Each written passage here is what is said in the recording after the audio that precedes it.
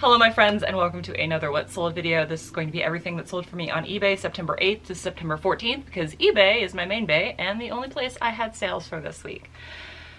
So I'm going to scoot over here and we'll get started. Miss Moxie is sharking down on the floor. She may come up here and join us.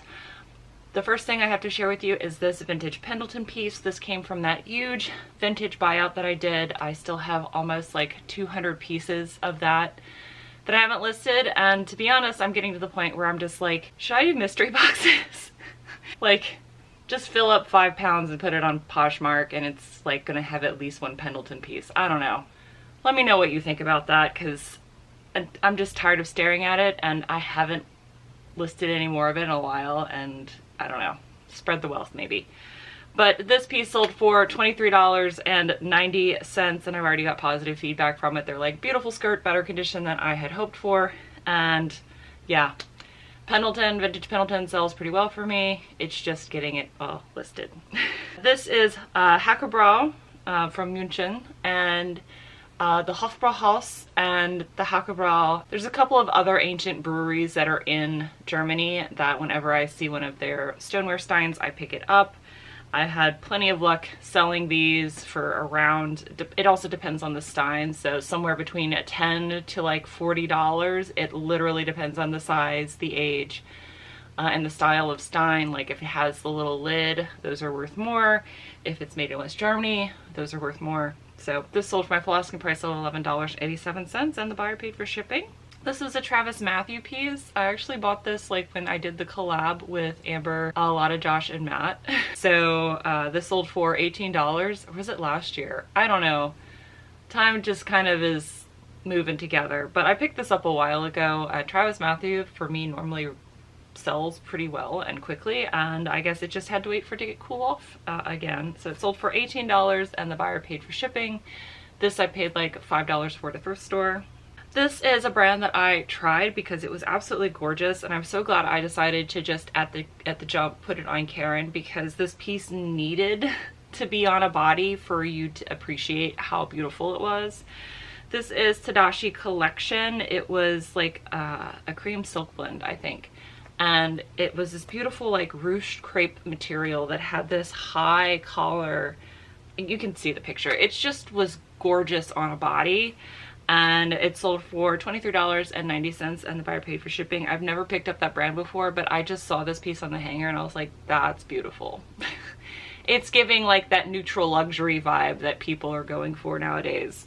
Book, because I buy and sell a ton of vintage books. This is the Scarlet Letter. I picked this up at the bin, so I paid 50 cents for it because it was a hardcover, and it sold for $8.87 free shipping. So I still saved a vintage book from going into the landfill, and I made a few dollars off of it. This is an Eddie Bauer piece. I had hoped that this would fit me. It sadly did not fit me in the way that I would want. So it went up for sale and it sold for my full asking price of $14.87. This I picked up at that estate sale that kicked me out. I paid $5 for this. It was 100% leather. It was from the 80s. It had like this fringe and this V. So it had animal cheetah print panel in the front, and then it had like this fringe around the side that accentuated the hips, and then it was black suede all the way around. It was quite the skirt. It was a size 25-inch waist, which is how I listed it. Vintage stuff I list normally by the waist measurement and the current equivalent, not by the vintage number on there, because the sizing for women was deregulated in the 80s. So anything 80s or newer is going to be a different size than stuff that is 80s and older, if that makes sense. So I just list it by the modern equivalent and then just take a picture of what the vintage tag says. Sold for $39, and of course the buyer had to pay for shipping. This is a piece I picked up at Diversity Thrift, so I paid $1 for this, which is awesome. It's a pair of Santorelli men's dress pants. They sold for $24.87 and the buyer paid for shipping. And I have a note for this one. I actually got a message a week after this was delivered asking for a partial refund because it wasn't pleated enough for them. And I said to them, if it doesn't work for you and you would like to open a return, you are more than welcome to open a return. I accept returns with full refunds up to 30 days after the item has been delivered. and they didn't say anything else back to me. And I was like, you can see how pleated the pants are in the photograph. It shows a little small pleat. So I can say, I can't call them flat front because there is a pleat. It's just not one of the like double or triple pleated up here at the top. So it's like, if they're not for you, you can return them. Otherwise, that's it. And then I haven't heard from them again. And it has been like 2 weeks since that message. So I don't know. But yeah, I just figured I'd share that because I feel like the partial refund thing is something that several individuals do in order to get it for cheaper. But I don't know. Like I said, I accept full refunds, so I don't know. But I figured I'd put that out there, that is something that is going around currently. I talked about in my last video picking up Loudmouth because it sells for me. This is the exact same skirt I showed in the last video I made, except in green. And this was a size 12, so it was a little bit larger than the one I showed you. Beautiful argyle piece, sold for $19.90 on an offer, and the buyer paid for shipping. This is a piece that I thought was going to do better but didn't. The brand is John Mark, which always makes me laugh whenever I see that for personal reasons. I was like, oh my god, I found Johnny Was. No, it's John Mark. And it sold for $28 and the buyer paid for shipping. This was just a beautiful like open front waterfall like vest thing that was gorgeously embroidered. I listed it high and eventually took an offer because I had this listed I think for like a year and a half. So yeah, I was just like, you know what, first offer I get that's reasonable, have at it. I paid $5 for this at a thrift store. This is a vintage piece I paid $2 for. It's just a vest I've talked about multiple times, how these little vintage knit vests from 80s and 90s, they sell for me. If I get them for really cheap, I'm more than happy to pick them up. They consistently sell.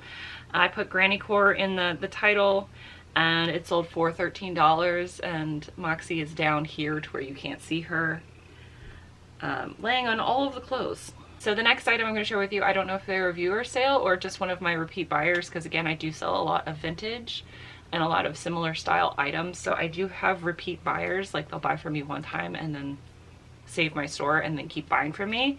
So Jess, if you are a viewer of the channel, thank you very much for buying this from me. And if you are not a viewer of the channel and just keep buying vintage stuff from me, thank you for that as well. But Jess bought this 80s piece. I thought this thing was so cool.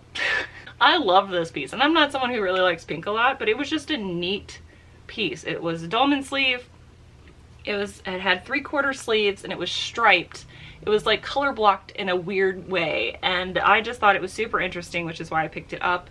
I think I paid $4 for this, and it sold for $15.90, and I've already got positive feedback for it. I really like this shirt, and I'm glad it went to a good home. This is a pair of Levi's 501s. I picked this up because the sell-through on this was really, really good for this particular type of Levi's and size of Levi's. So these were 38-32s, and I saw that they had 100% sell-through in the khaki colorway. So that's why I picked it up, even at $9.25, which is what I paid for these, because I knew it would sell pretty quickly. Sold for $27.90, so more than doubled my money, and of course the buyer had to pay for shipping. This is Casual Corner. I've talked about Casual Corner multiple times on my channel. Casual Corner is a Y2K brand. They were from 1995 to like 2005, so all of it at this point is vintage, and it is a brand I do consistently pick up because it consistently sells for me. So this was new with tags, and once I put it on Karen, it sold for $11.90. I never pay up for this brand, but I do pick it up if I can get it for really cheap. And so I paid $3 for that shirt. This is actually something I got at the bins. This is REI. I definitely pick up anything REI. I see if it's in good shape at the bins, and even children's stuff. I rarely sell children's stuff. Normally it has to be vintage or something I think will sell quickly, and this did. This sold for $20, and the buyer paid padded flat rate for shipping because this was actually very heavy. So I paid probably $4 for this at the bins because it was a heavy like snowsuit, but it still sold for $20, so perfectly happy with that. This is a vintage Sag Harbor piece, and this is one of the items that I would technically say was a success of Fix It Friday, because despite the fact of me not making those videos anymore, I am still doing the thing where I take old listings and I put them on Karen and then relist them. and this worked. Like literally the day after I took the photograph on Karen, it sold.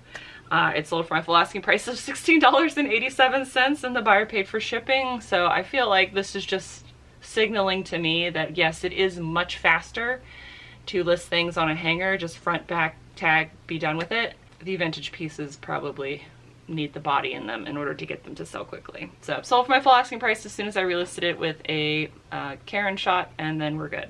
And then the last item I have to share with you, I got away with not doing that. This is a 90s Rust piece. Rust is a vintage brand that I look out for. I consistently pick it up when I get it for really cheap. This I picked up at, I believe, an estate sale. So it sold for $13 and the buyer paid for shipping. It was absolutely gorgeous piece. It was beautiful embroidery all the way down. Again, these knit tops from the 80s and 90s. Sell them quickly and sell them consistently. So I'm perfectly happy for this, and I made quite a bit of money for that. So that's everything. It's a short video. So I hope you guys enjoyed it, and I am really happy that sales are at least consistent.